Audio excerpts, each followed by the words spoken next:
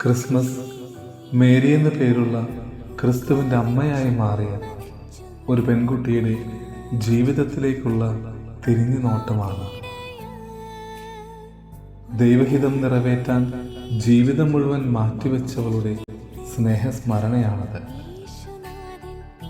നിന്റെ ഹിതം നിറവേറട്ടെ എന്ന വാക്കുകളാൽ തൻ്റെ സ്വപ്നങ്ങളും ഹിതങ്ങളും വേണ്ടെന്ന് വെച്ച അവളുടെ കാലടികളെ പിന്തുടരാനുള്ള ക്ഷണക്കത്താണ് ഓരോ ക്രിസ്മസ് ആഘോഷം.